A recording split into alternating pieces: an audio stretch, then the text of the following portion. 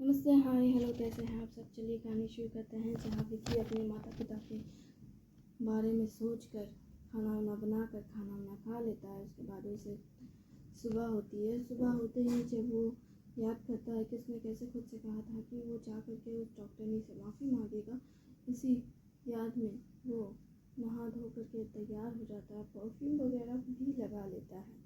वो इतना सज धज के जाने लगता है, लेकिन फिर उसे याद आता है कि मैं तापसी से तो बात ही नहीं कर पाया।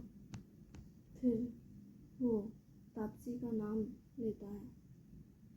फिर वो सोचता है शायद वो यहाँ पे भी नहीं है। हाँ, मैंने उसे काफ़ी वक्त से नहीं देखा। ओह, मैं क्या ही सोच रहा हूँ, मैं उसे देख कैसे सकता हूँ। लगता मेरी नींद पूरी नहीं हुई है। मैं थका हुआ लग रहा हूँ। नहीं, बिल्कुल नहीं। मुझे उससे जाके मिलना चाहिए। वो पूरे एक्साइटमेंट से भरा हुआ डॉक्टर से मिलने के लिए, माफ़ी मांगने के लिए तैयार होता है। वो माफ़ी से ज़्यादा किसी को प्रपोज करने के लिए तैयार हुआ होता है। वो इस तरह से तैयार होकर गाड़ी में बैठता है। गाड़ी चलाकर हॉस्पिटल की तरफ जा ही रहा होता है कि तभी उसका मैनेजर का फ़ोन आता है। वो कहता है, सर आप कहाँ हैं? जिस पर विकी कहता है, क्यों, क्या हो गया? जिस पर वो कहता है, सर काम है, आप आएंगे नहीं, इन्फॉर्मेशन है।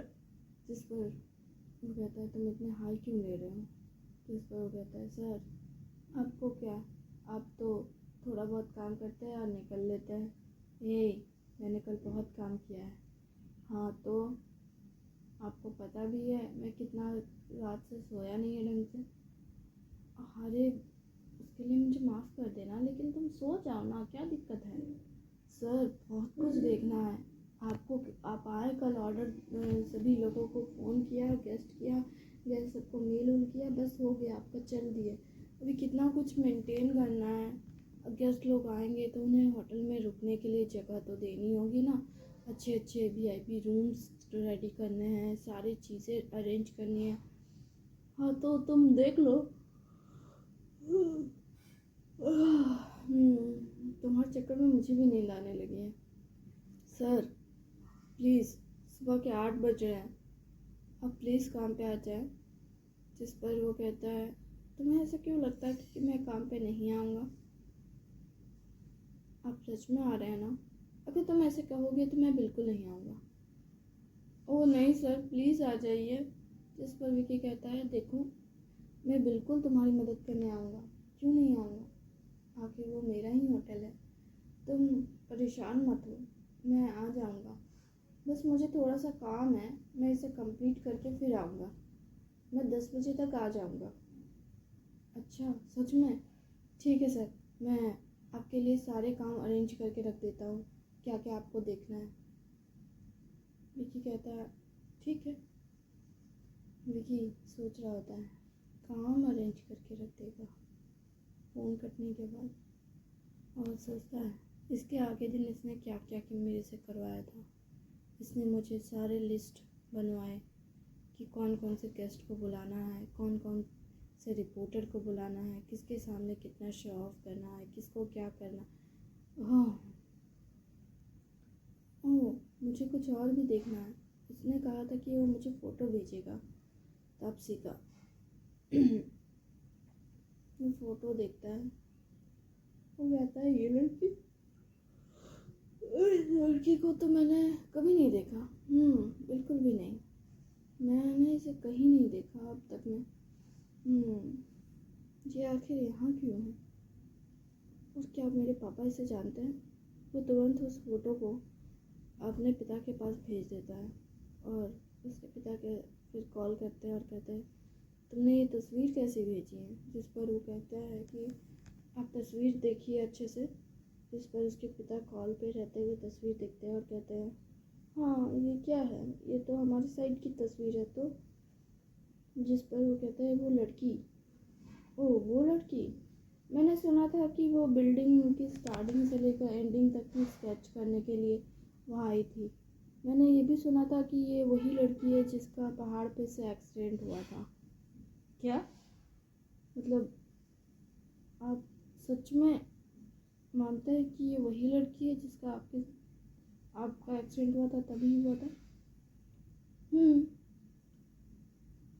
और इसका नाम क्या था पापा? पता नहीं। इसका नाम क्या था ये तो मुझे याद नहीं, पर हाँ बहुत प्यारी बच्ची थी। मैं एक बार मिला था इससे।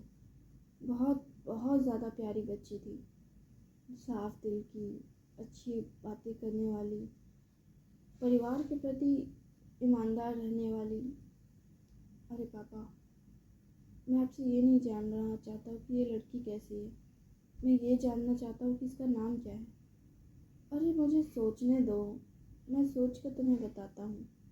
ये कहकर वो कॉल काट देते हैं और वो उधर सोच में पड़ जाते हैं कि आखिर ये लड़की कहाँ मैंने देखा था। और मतलब मैंने इसे नाम तो पूछा था लेकिन मुझे याद नहीं आ रहा है आखिर इसका नाम क्या था। वो ये सोच सोच के हॉस्पिटल के कॉरिडोर में घूमने लगते हैं। कॉरिडोर में घूमते हुए उसका डॉक्टर से सामना होता है। डॉक्टर और नर्स दोनों एक साथ होते हैं और वो कहते हैं, सर आप यहाँ? जिस पर वो कहते हैं, हाँ मैं यहाँ पे।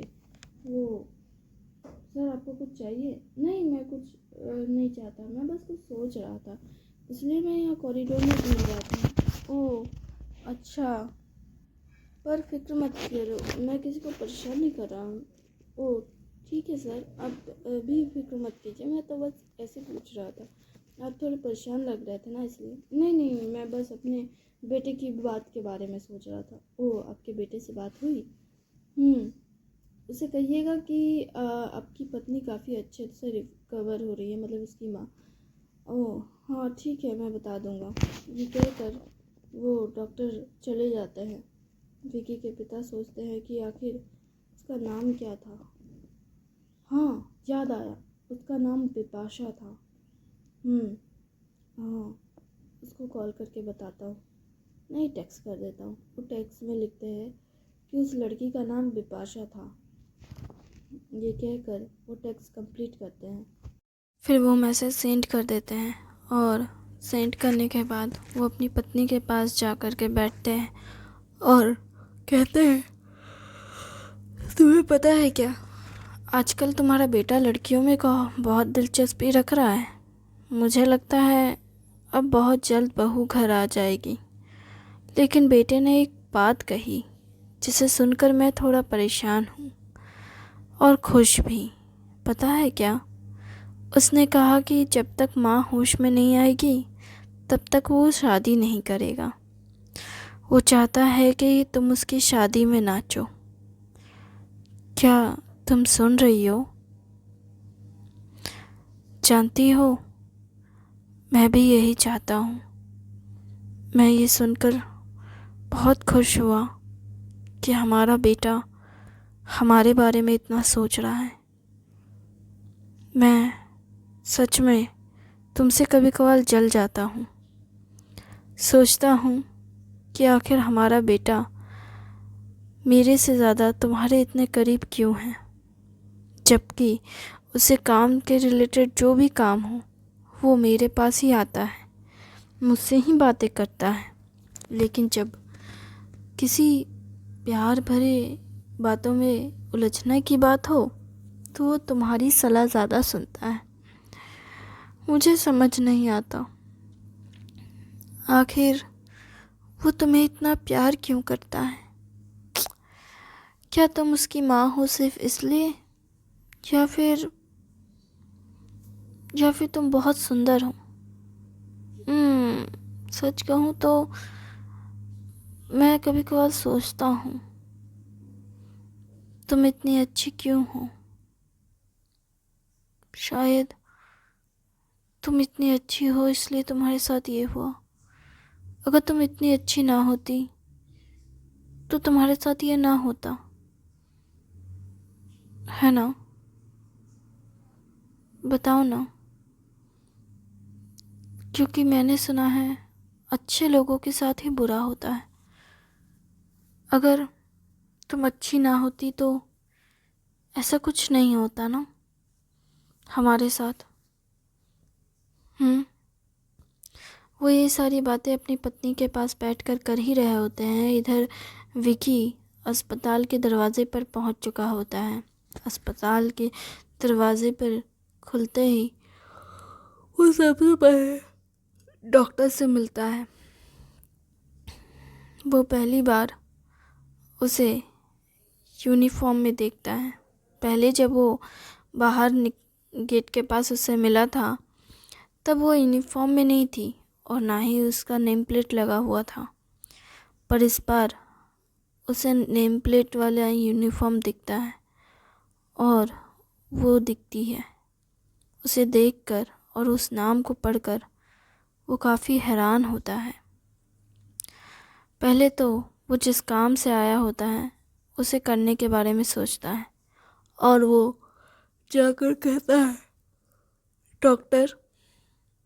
जिस पर वो कहती है, हाँ कहो। जिस पर वो कहते हैं, क्या आप हमेशा से ऐसी ही रही हैं? वो कहती है,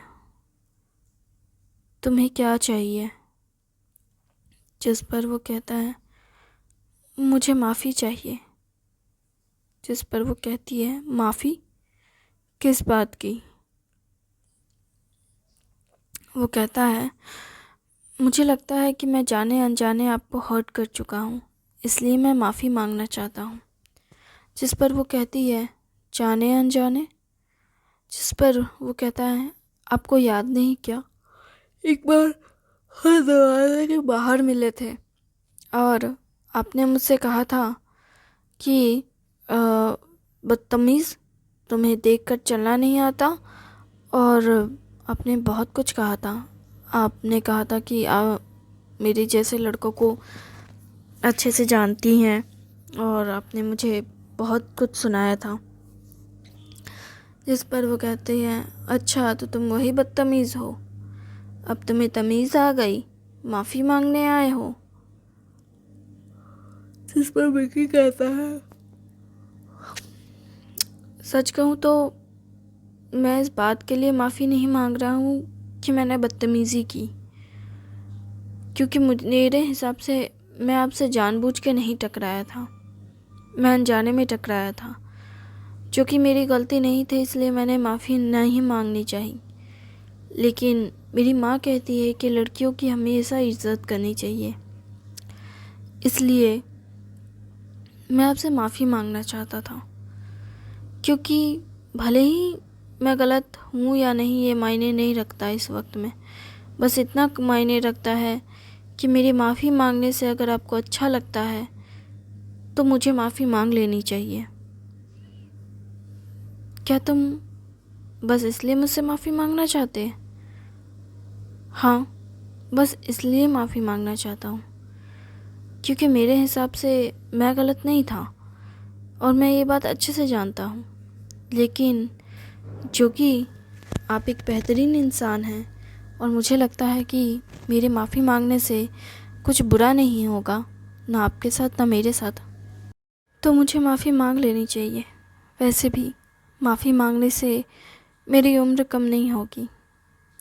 जिस पर वो हंसती है और पहली बार विकी उसे हंसते हुए देखता है। जिस पर वो कहती है, तुम मुझे ऐसे क्या देख रहे हो? जिस पर विकी कहता है, आपकी स्माइल सच में बहुत प्यारी है।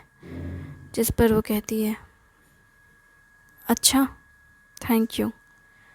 जिस पर वो कहता है, तो क्या आपने मुझे माफ़ कर दिया? वो कहती है, हाँ मैंने तुम्हें माफ़ किया। जिस पर वो कहता है, शुक्रिया मुझे माफ़ करने के लिए, पर मुझे तो लगता है कि तुम्हें उस बात को तभी भूल जाना चाहिए था। जिस पर वो कहता है, हाँ भूल तो जाना चाहिए था, पर मुझे कुछ और जानना था। क्या? फिर कभी हम इस बारे में बात करेंगे। अगर आपने मुझे माफ़ कर दिया है तो हम क्या दोबारा मिल सकते हैं? जिस पर वो कहती है, देखो उंगली दी है तो हाथ मत पकड़ो। जिस पर वो कहता है, ऐसा नहीं है कि मैं आपका हाथ पकड़ना चाहता हूँ, मैं बस आपसे बात करना चाहता हूँ। अच्छा, तो बातों ही बातों में गले तो नहीं पड़ोगे ना? अगर मुझे बातों ही बातों में किसी के गले पड़ना हो तो मैं सीधा उसे शादी करना चाहूँगा। जिस पर वो कहती है, मुझे शादी में कोई इंटरेस्ट नहीं है। वो कहता है, मुझे भी नहीं है। अच्छा, तो बिना शादी के रिश्ता बनाना अच्छी बात नहीं होती। विकी कहता है, मुझे किसी से कोई रिश्ता बनाने में भी इंटरेस्ट नहीं है। जिस पर वो कहती है, अच्छी बात है, पर मुझे काम के रिलेटेड बात करना ज़्यादा पसंद है। बेवजह बकवास करने वाले लोग मुझे अच्छा नहीं लगते। अच्छी बात है, मैं भी आपसे काम से ही बात करूँगा। वैसे अगर मैं आपका दोस्त बन जाऊँ तो क्या मैं आपको परेशान कर सकता हूँ? जिस पर वो कहती है, बिल्कुल नहीं। वैसे आपको देखकर लगता भी नहीं है कि आपके दोस्त होंगे, वरना आपके दोस्त भी आपसे परेशान हो जाएंगे। और आपको ऐसा क्यों लगता है? क्यों लगता है? क्योंकि आप बहुत खड़ूस हैं। जिस पर वो कहती है, मैं अपनों से और गैरों से दोनों के बीच में फ़र्क करना जानती हूँ। किससे कितना कहना है और किसको कितना पास रखना है और दूर करना है, ये मैं अच्छे से जानती हूँ। और मुझे लगता है कि आप वो इंसान हैं जिससे मुझे खुद को दूर रखना चाहिए। जिस पर वो कहते हैं, है ये बात सुनकर, ठीक है, ये आपकी अपनी चॉइस है, मैं आपको परेशान नहीं करूँगा। वैसे भी मुझे आपसे माफ़ी मांगनी थी, वो मैंने मांग ली, अब मैं चलता हूँ। ये कहकर वो जाने लगता है। तभी वो अपने पिता के बाद में आए हुए मैसेज को देखता है, जिसमें उसके पिता कहते हैं कि उसका नाम बिपाशा सिंह है।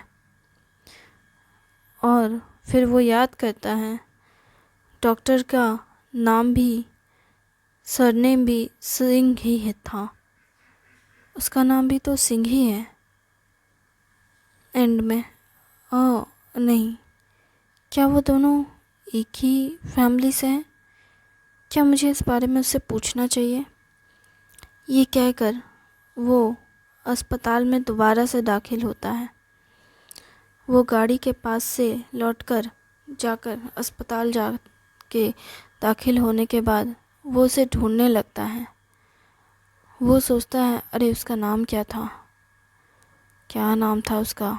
संगीता, सिमरन, क्या नाम था उसका? अरे यार, इससे कुछ नाम था। क्या नाम है? अरे जो भी हो, मैं चेहरा तो पहचानता हूँ, चलो देखते हैं। वो जाते जाते नाम याद करने की कोशिश कर रहा होता है और नाम याद करते हुए चलते जा रहा होता है। और चलते चलते आखिर में वो कुछ इमरजेंसी वार्ड के पास से क्रॉस करता है।